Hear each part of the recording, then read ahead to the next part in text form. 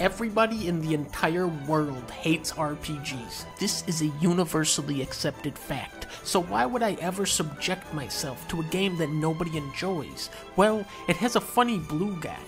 This is how I pick what games to play. Dragon Quest Xi Echoes of an Elusive Age S Definitive Edition is a PlayStation 2 game with the combat of an NES game. You embark on an epic journey around the world, assembling your party of heroes in an attempt to acquire the 6 Dragon Balls. If there was a program that could generate JRPGs automatically, this would be the default product. You have your comedically over-the-top voice acting. What? That's ridiculous! You have a guy who gets amnesia. You have people getting mind controlled. You have a cringe-worthy stripper character in a game aimed at children. All of this stupid shit is here. But what sets Dragon Quest apart is its restraint. It's not going for insane twists. It's more about taking time to set up these episodic scenarios and then slightly challenging your preconceptions. Turns out, and this is gonna blow your mind, turns out you are the chosen one. Yeah, the luminary, and only you can save the world. I know, that's pretty crazy. I think this is the first game to do that. The protagonist is a stupid purple dumbass who can't talk and needs a haircut. The true main character is actually Sylvando, who is a circus performer that helps you fight a gigantic sandworm and then you have to defeat him in a big horse race. Also, he is the gayest man of all time. Morning, darling! I'm talking Mondo gay, you know what I'm saying? He's like a big loud ass gayzilla. He sails around the world with a naked muscle dude and then dresses you up like a peacock and starts leading a gay pride parade so that he can go beat the shit out of a dragon with a speech impediment. Sylvando is as awesome as he is obnoxious. There is also a grandpa character who is a magic wizard but is also a master of karate and is also the king. Also, he likes to have a porno magazine. For me, Dragon Quest XI is 2 games of varying quality duct taped together. The first half, which is a lot of fun, and the second half, which is grindy and kind of lame. For the fun half of the game, I would walk around these scenic landscapes and fight a monster every time I discovered a new one. The enemies of Dragon Quest are by far the best part about the series. The slimes, oh the slimes. How can you not love these guys? This is so cute.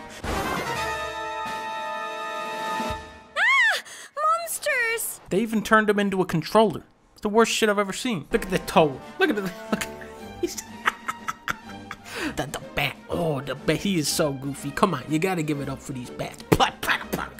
How you not gonna like plot, plot? Come on.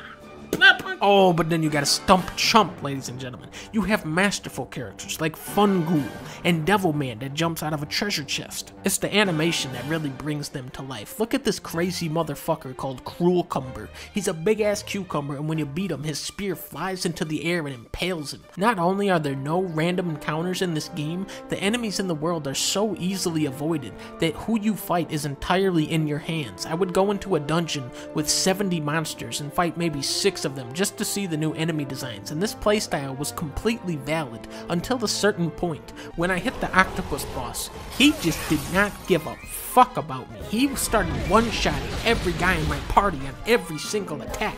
This is where Dragon Quest said to me, no, you are playing this game wrong. This is now World of Warcraft. Go and grind XP for 3 hours. In the back half of the game, the pacing is slowed down to the point of tedium.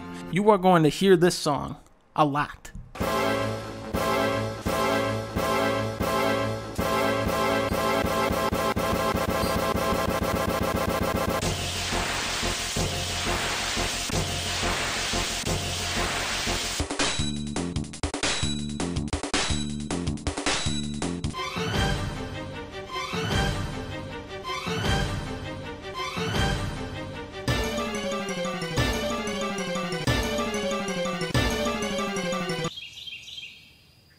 Is it over? Can I walk? I can understand the laid-back appeal of this type of combat where you just sit back on the couch, you know, tap a button and breeze through enemies, but the shit is beyond excessive. The game would be so much more enjoyable if you just fought 10 or 15 tougher enemies and then go on to the boss, instead of having to farm hundreds of punching bags that present 0 threat. It is so blatant about wasting your time. Let's say I need 1000 XP to level up. Well, how much is this guy worth? 2 XP. What about old Platypunk? 8 XP. 5 XP. Whoa, now this guy's pretty big, 25 XP. Come on now, what about Bongo Drongo, 33 XP? 35, 20, 22, 37. Then you run into a metal slime. Wanna know how much he's worth? 2010 XP. Who the fuck makes this game? Dragon Quest XI is toothless and charming. I wanted more beautiful music, more wacky characters, and less filler combat. It's 25 hours worth of game stretched out to 40. It kinda sucks, but on the other hand, you can fight a guy called Booga. I love it and I hate it, so I guess I'll just barely give this one a 3 out of 5. Just out of respect for Booga.